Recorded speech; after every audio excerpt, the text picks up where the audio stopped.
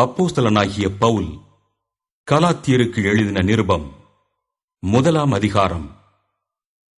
மனுஷராலும் அல்ல, மனுஷன் மூலமாயும் அல்ல, இயேசு கிறிஸ்துவினாலும் அவரை மரித்தோரிலிருந்து எழுப்பின பிதாவாகிய தேவனாலும் அப்போஸ்தலனாயிருக்கிற பவுலாகிய நானும் என்னுடனே கூட இருக்கிற சகோதரர் எல்லாரும் கலாத்தியா நாட்டிலுள்ள சபைகளுக்கு எழுதுகிறதாவது: பிதாவாகிய தேவனாலும் நம்முடைய கர்த்தராகிய இயேசு கிறிஸ்துவினாலும் உங்களுக்கு கிருபையும் சமாதானமும் உண்டாவதாக.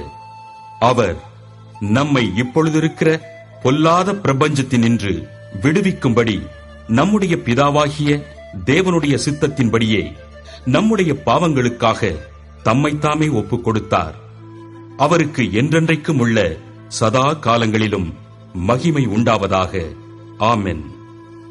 உங்களை கிறிஸ்துவின் கிருபையினாலே அழைத்தவரை நீங்கள் இவ்வளவு சீக்கிரமாய் விட்டு வேறொரு சுவிசேஷத்திற்கு திரும்புகிறதை பற்றி நான் ஆச்சரியப்படுகிறேன். வேறொரு சுவிசேஷம் இல்லையே? சிலர் உங்களை கலகப்படுத்தி கிறிஸ்துவனுடைய சுவிசேஷத்தை புரட்ட மனதாய் இருக்கிறார்களே அல்லாமல் வேறல்ல. நாங்கள் உங்களுக்கு பிரசங்கித்த சுவிசேஷத்தை அல்லாமல் நாங்களாவது வானத்திலிருந்து வருகிற ஒரு தூதனாவது வேறொரு சுவிசேஷத்தை உங்களுக்கு பிரசங்கித்தால் அவன் சபிக்கப்பட்டவனாயிருக்க கடவன். முன் சொன்னது போல மறுபடியும் சொல்லுகிறேன், நீங்கள் ஏற்றுக்கொண்ட சுவிசேஷத்தை அல்லாமல் வேறொரு சுவிசேஷத்தை ஒருவன் உங்களுக்கு பிரசங்கித்தால் அவன் சபிக்கப்பட்டவனாயிருக்க கடவன். இப்பொழுது நான் மனுஷரையா தேவனையா யாரை நாடி போதிக்கிறேன்? மனுஷரையா பிரியப்படுத்த பார்க்கிறேன்? நான் இன்னும் மனுஷரை பிரியப்படுத்துகிறவனாயிருந்தால் நான் கிறிஸ்துவின் ஊழியக்காரன் அல்லவே? மேலும் சகோதரரே, என்னால் பிரசங்கிக்கப்பட்ட சுவிசேஷம் மனுஷருடைய யோசனையின்படியானதல்லவென்று உங்களுக்கு தெரிவிக்கிறேன். நான் அதை ஒரு மனுஷனால் பெற்றதுமில்லை, மனுஷனால் கற்றதுமில்லை. இயேசு கிறிஸ்துவே அதை எனக்கு வெளிப்படுத்தினார். நான் யூத மார்க்கத்தில் இருந்தபோது என்னுடைய நடக்கையை குறித்து கேள்விப்பட்டிருப்பீர்கள். தேவனுடைய சபையை நான் மிகவும் துன்பப்படுத்தி அதை பாழாக்கி என் ஜனத்தாரில் என் வயதுள்ள அநேகரை பார்க்கிலும் யூத மார்க்கத்திலே தேறினவனாய் என் பிதாக்களுடைய பாரம்பரிய நியாயங்களுக்காக மிகவும் பக்தி வைராக்கியம் உள்ளவனாயிருந்தேன்.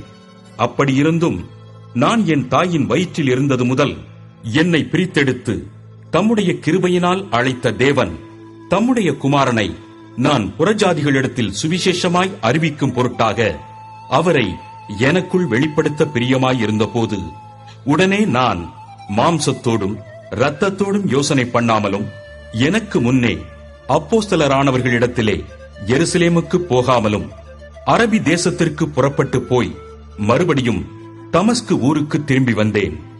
3 வருஷம் சென்ற பின்பு பேதுருவை கண்டுகொள்ளும்படி நான் எருசலேமுக்கு போய் அவனிடத்தில் 15 நாள் தங்கியிருந்தேன். கர்த்தருடைய சகோதரனாகிய யாக்கோபை தவிர அப்போஸ்தலரில் வேறொருவரையும் நான் காணவில்லை. நான் உங்களுக்கு எழுதுகிற இவைகள் பொய்யல்லவென்று தேவனுக்கு முன்பாக நிச்சயமாய் சொல்லுகிறேன். பின்பு சீரியா சிலிசியா நாடுகளின் புறங்களில் வந்தேன். மேலும் யூதேயா தேசத்திலே கிறிஸ்துவுக்குள்ளான சபைகளுக்கு முகமறியாதவனாயிருந்தேன். முன்னே நம்மை துன்பப்படுத்தினவனே தான் அழிக்கத் தேடின விசுவாசத்தை இப்பொழுது பிரசங்கிக்கிறான் என்பதை மாத்திரம் அவர்கள் கேள்விப்பட்டிருந்து என்னை பற்றி தேவனை மகிமைப்படுத்தினார்கள். 2 அதிகாரம். 14 வருஷம் சென்ற பின்பு நான் தீத்துவை கூட்டிக் கொண்டு பர்னபாவுடனே கூட மறுபடியும் எருசலேமுக்கு போனேன். நான் தேவ அறிவிப்பினாலே போய் புறஜாதிகளிடத்தில் நான் பிரசங்கிக்கிற சுவிசேஷத்தை அவர்களுக்கு விவரித்து காண்பித்தேன். ஆயினும் நான் ஓடுகிறதும் ஓடினதும் வீணாகாதபடிக்கு எண்ணிக்கையுள்ளவர்களுக்கே தனிமையாய் விவரித்து காண்பித்தேன். ஆனாலும் என்னுடனே கூட இருந்த தீத்து கிரேக்கனாயிருந்தும் விருத்த சேதனம் பண்ணிக்கொள்ளும்படிக்கு கட்டாயம் பண்ணப்படவில்லை. கிறிஸ்து இயேசுவுக்குள் நமக்கு உண்டான சுயாதீனத்தை உளவு பார்த்து நம்மை நியாயப்பிரமாணத்திற்கு அடிமைகளாக்கும் பொருட்டாக பக்க வழியாய் நுழைந்த கள்ளச் சகோதரர் நிமித்தம் அப்படி ஆயிற்று. சுவிசேஷத்தின் சத்தியம் உங்களிடத்திலே நிலைத்திருக்கும்படி நாங்கள் ஒரு நாளிகையாகிலும் அவர்களுக்கு கீழ்ப்படிந்து இணங்கவில்லை. அல்லாமலும் எண்ணிக்கையுள்ளவர்களாயிருந்தவர்கள் எனக்கு ஒன்றும் போதிக்கவில்லை. அவர்கள் எப்படிப்பட்டவர்களாயிருந்தாலும் எனக்கு கவையில்லை. தேவன் மனுஷரிடத்தில் பட்சபாதம் உள்ளவர் அல்லவே.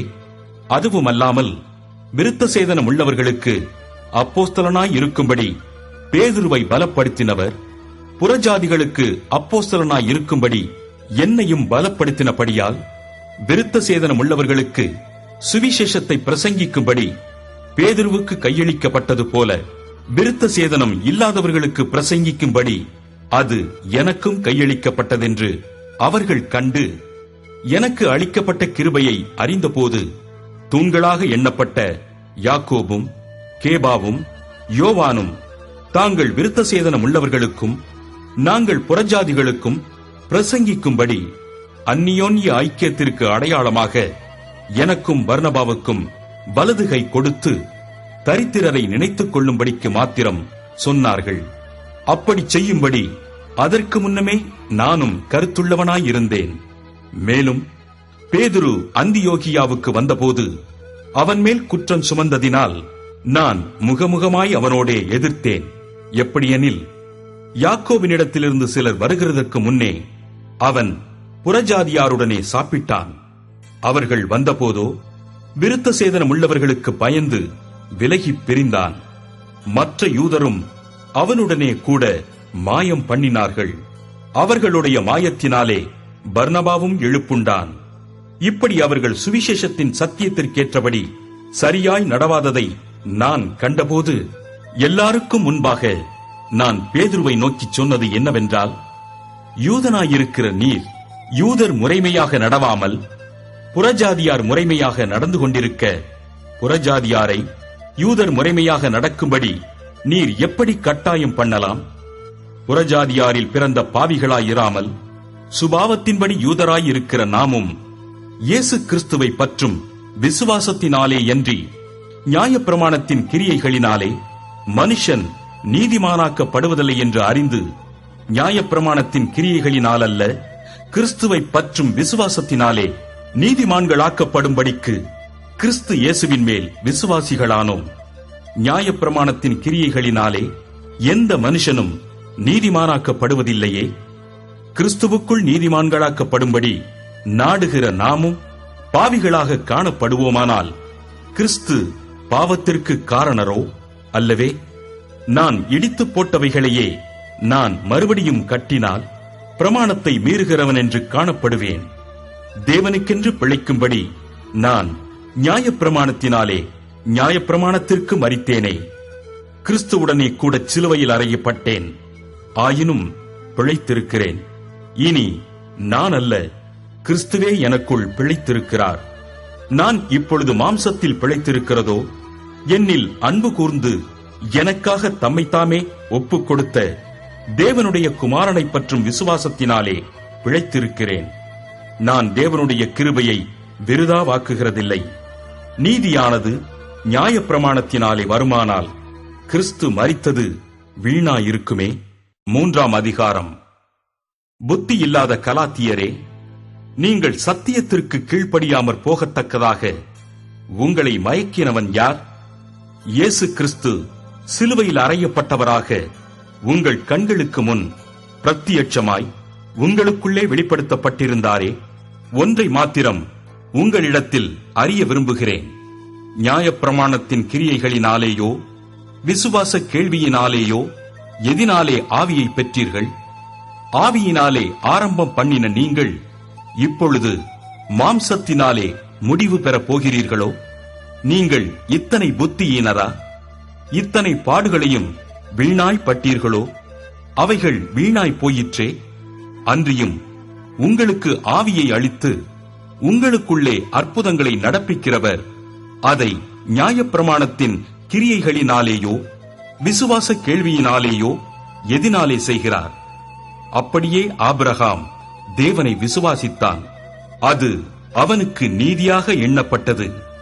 ஆகையால் விசுவாச மார்க்கத்தார்கள் எவர்களோ அவர்களே ஆபிரகாமின் பிள்ளைகள் என்று அறிவீர்களாக.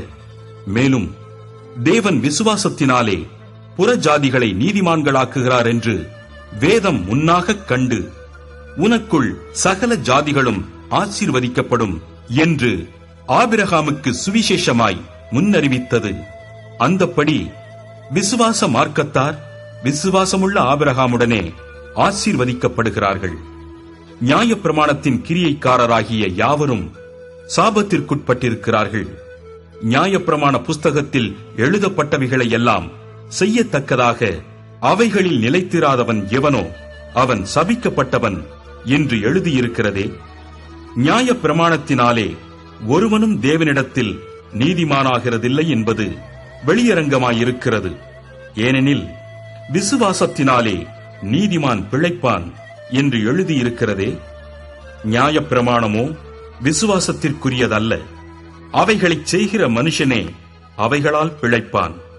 மரத்திலே தூக்கப்பட்ட எவனும் சபிக்கப்பட்டவன் என்று எழுதியிருக்கிறபடி கிறிஸ்து நமக்காக சாபமாகி நியாயப்பிரமாணத்தின் சாபத்திற்கு நம்மை நீங்களாக்கி மீட்டுக் கொண்டார். ஆபிரகாமுக்கு உண்டான ஆசீர்வாதம் கிறிஸ்து இயேசுவினால் புறஜாதிகளுக்கு வரும்படியாகவும், ஆவியை குறித்து சொல்லப்பட்ட வாக்கு தத்தத்தை நாம் விசுவாசத்தினாலே பெறும்படியாகவும் இப்படியாயிற்று.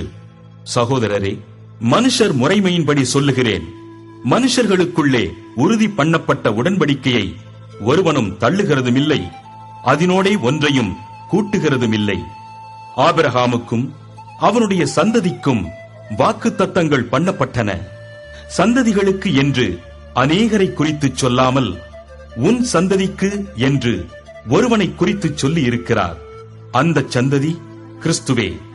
ஆதலால் நான் சொல்லுகிறது என்னவெனில், கிறிஸ்துவை முன்னிட்டு தேவனால் முன் உறுதி பண்ணப்பட்ட உடன்படிக்கையை 430 வருஷத்திற்கு பின்பு உண்டான நியாயப்பிரமாணமானது தள்ளி வாக்கு தத்தத்தை வியர்த்தமாக்க மாட்டாது.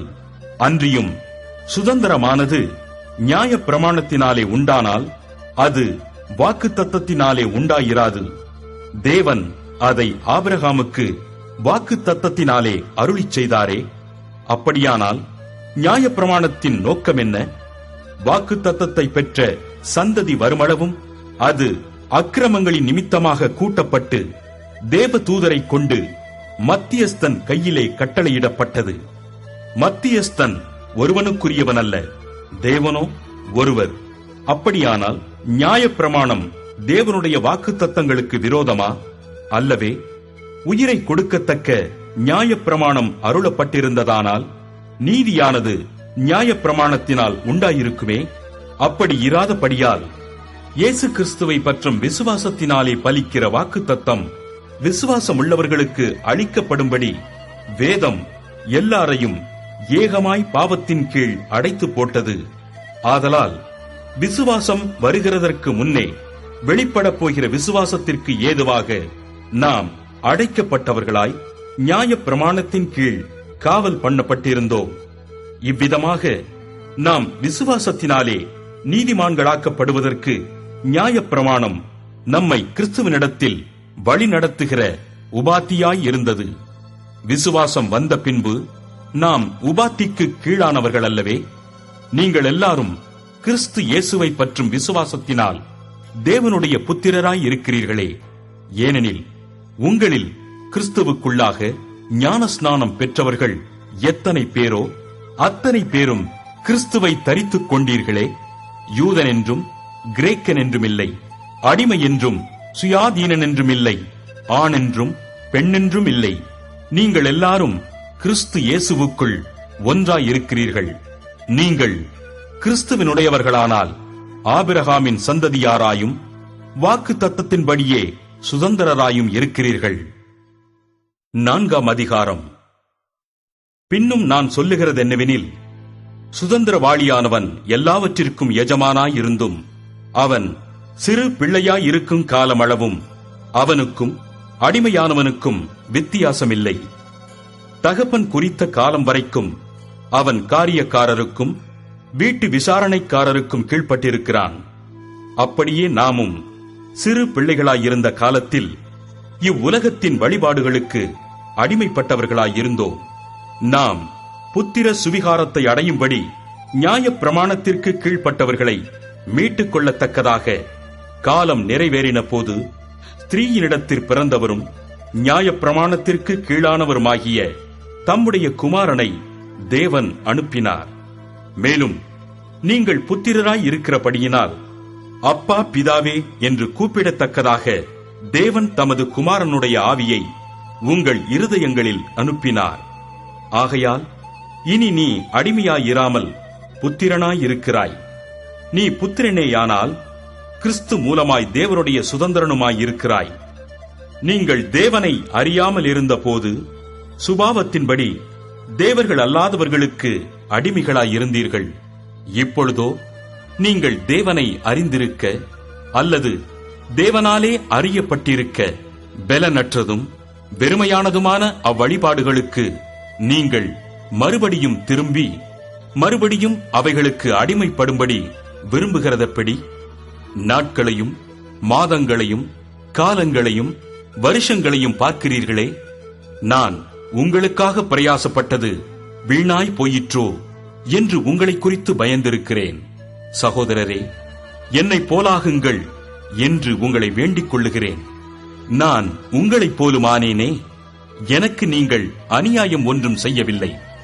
உங்களுக்கு தெரிந்திருக்கிறபடி நான் சரீர பலவீனத்தோடு முதலாந்தரம் உங்களுக்கு சுவிசேஷத்தை பிரசங்கித்தேன்.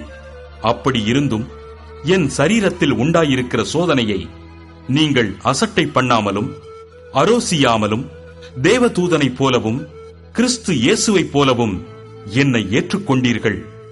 அப்பொழுது நீங்கள் கொண்டிருந்த ஆனந்த பாக்கியம் எங்கே? உங்கள் கண்களை பிடுங்கி எனக்கு கொடுக்க கூடுமானால் அப்படியும் செய்திருப்பீர்கள் என்று உங்களுக்கு சாட்சியாயிருக்கிறேன். நான் உங்களுக்கு சத்தியத்தை சொன்னதினாலே உங்களுக்கு சத்துருவானேனோ? அவர்கள் உங்களை நாடி வைராக்கியம் பாராட்டுகிறார்கள். ஆகிலும் நல் மனதோடே அப்படிச் செய்யாமல் நீங்கள் அவர்களை நாடி வைராக்கியம் பாராட்டும் பொருட்டு உங்களை புறம்பாக்க விரும்புகிறார்கள். நல் விஷயத்தில் வைராக்கியம் பாராட்டுவது நல்லதுதான்.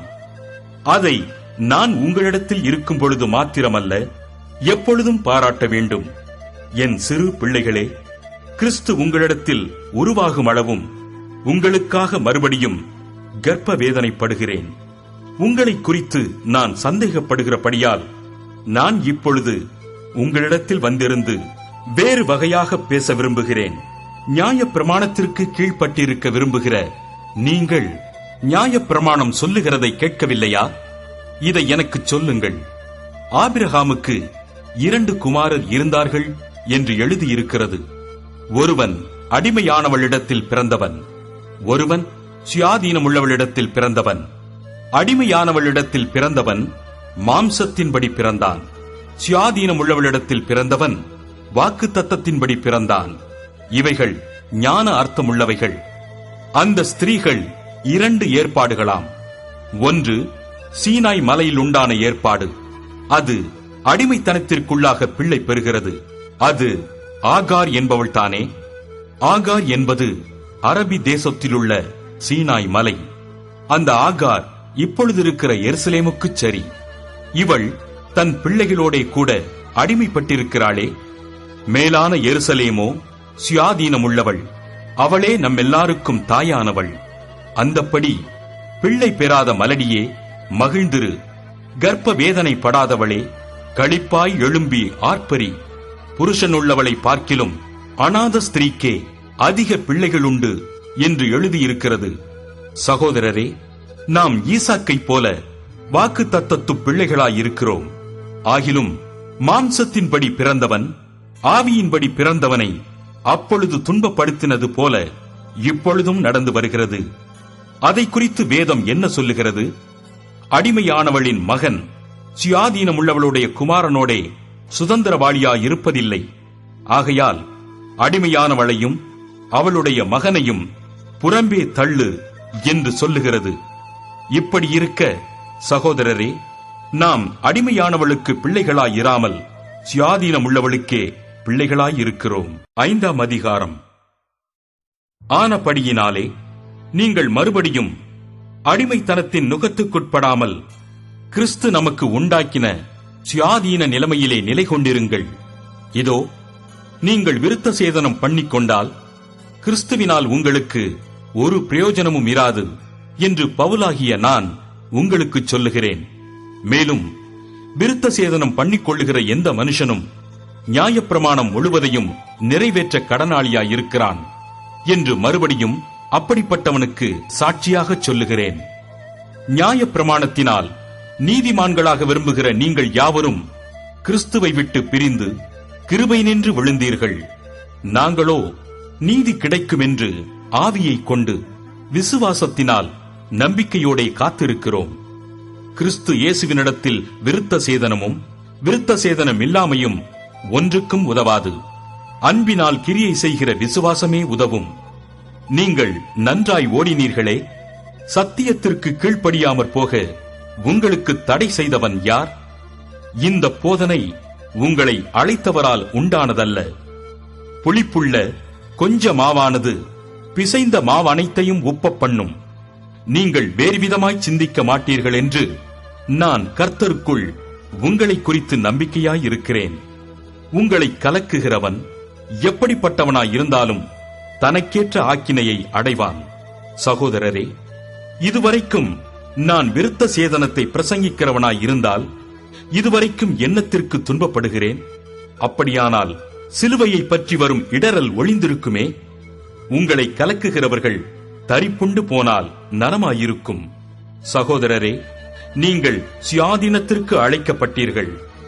இந்த சுயாதீனத்தை நீங்கள் மாம்சத்திற்கேதுவாக அனுசரியாமல் அன்பினாலே ஒருவருக்கொருவர் ஊழியம் செய்யுங்கள். உன்னிடத்தில் நீ அன்பு கூறுவது போல பிறனிடத்திலும் அன்பு கூறுவாயாக என்கிற இந்த ஒரே வார்த்தையிலே நியாயப்பிரமாணம் முழுவதும் நிறைவேறும். நீங்கள் ஒருவரையொருவர் கடித்து பட்சித்தீர்களானால் அழிவீர்கள்.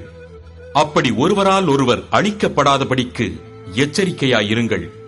பின்னும் நான் சொல்லுகிறது என்னவென்றால், ஆவிக்கேற்றபடி நடந்து கொள்ளுங்கள். அப்பொழுது மாம்ச இச்சையை நிறைவேற்றாதிருப்பீர்கள். மாம்சம் ஆவிக்கு விரோதமாகவும் ஆவி மாம்சத்துக்கு விரோதமாகவும் இச்சிக்கிறது. நீங்கள் செய்ய வேண்டுமென்றிருக்கிறவைகளை செய்யாதபடிக்கு இவைகள் ஒன்றுக்கொன்று விரோதமாயிருக்கிறது. ஆவியினால் நடத்தப்படுவீர்களானால் நீங்கள் நியாயப்பிரமாணத்திற்கு கீழ்ப்பட்டவர்கள் அல்ல. மாம்சத்தின் கிரியைகள் வெளியரங்கமாயிருக்கின்றன.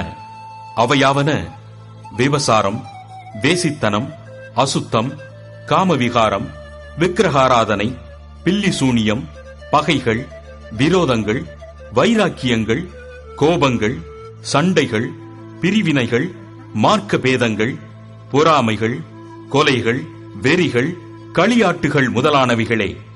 இப்படிப்பட்டவைகளை செய்கிறவர்கள் தேவனுடைய ராஜ்யத்தை சுதந்தரிப்பதில்லை என்று முன்னே நான் சொன்னது போல இப்பொழுதும் உங்களுக்கு சொல்லுகிறேன். ஆவியின் கனியோ அன்பு, சந்தோஷம், சமாதானம், நீடிய பொறுமை, தயவு, நற்குணம், விசுவாசம், சாந்தம், இச்சையடக்கம். இப்படிப்பட்டவைகளுக்கு விரோதமான பிரமாணம் ஒன்றுமில்லை. கிறிஸ்துவினுடையவர்கள் தங்கள் மாம்சத்தையும் அதன் ஆசை இச்சைகளையும் சிலுவையில் அறைந்திருக்கிறார்கள். நாம் ஆவியினாலே பிழைத்திருந்தால் ஆவிக்கேற்றபடி நடக்கவும் கடவோம். வீண் புகழ்ச்சியை விரும்பாமலும் ஒருவரையொருவர் கோபமூட்டாமலும் ஒருவர் மேல் ஒருவர் பொறாமை கொள்ளாமலும் இருக்க கடவோம். 6ஆம் அதிகாரம். சகோதரரே, ஒருவன் யாதொரு குற்றத்தில் அகப்பட்டால் ஆவிக்குரியவர்களாகிய நீங்கள் சாந்தமுள்ள ஆவியோடே அப்படிப்பட்டவனை சீர்பொருந்த பண்ணுங்கள். நீயும் சோதிக்கப்படாதபடிக்கு உன்னை குறித்து எச்சரிக்கையாயிரு. ஒருவர் பாரத்தை ஒருவர் சுமந்து இப்படியே கிறிஸ்துவனுடைய பிரமாணத்தை நிறைவேற்றுங்கள். ஒருவன் தான் ஒன்றுமில்லாதிருந்தும் தன்னை ஒரு பொருட்டென்று எண்ணினால் தன்னைத்தானே வஞ்சிக்கிறவனாவான். அவனவன் தன் தன் சுய கிரியையை சோதித்து பார்க்க கடவன். அப்பொழுது மற்றவனை பார்க்கும் போதல்ல, தன்னையே பார்க்கும்போது மேன்மை பாராட்ட அவனுக்கு இடம் உண்டாகும். அவனவன் தன் தன் பாரத்தை சுமப்பானே. மேலும் திருவசனத்தில் உபதேசிக்கப்படுகிறவன் உபதேசிக்கிறவனுக்கு சகல நன்மைகளிலும் பகிர்ந்து கொடுக்க கடவன். மோசம் போகாதிருங்கள். தேவன் தம்மை பரியாசம் பண்ண விட்டார். மனுஷன் எதை விதைக்கிறானோ அதையே அறுப்பான். தன் மாம்சத்திற்கென்று விதைக்கிறவன் மாம்சத்தினால் அழிவை அறுப்பான். ஆவிக்கென்று விதைக்கிறவன் ஆவியினாலே நித்திய ஜீவனை அறுப்பான். நன்மை செய்கிறதில் சோர்ந்து போகாமல் இருப்போமாக. நாம் தளர்ந்து போகாதிருந்தால் ஏற்ற காலத்தில் அறுப்போம். ஆகையால் நமக்கு கிடைக்கும் சமயத்திற்கு தக்கதாக யாவருக்கும், விசேஷமாக விசுவாச குடும்பத்தார்களுக்கும் நன்மை செய்ய கடவோம். என் கையெழுத்தாய் எவ்வளவு எழுதினேன் என்று பாருங்கள். மாம்சத்தின்படி நல் வேஷமாய் காணப்பட விரும்புகிறவர்கள் எவர்களோ அவர்கள் தாங்கள் கிறிஸ்துவனுடைய சிலுவையின் நிமித்தம் துன்பப்படாதபடிக்கே உங்களை விருத்த சேதனம் பண்ணிக்கொள்ள கட்டாயம் பண்ணுகிறார்கள்.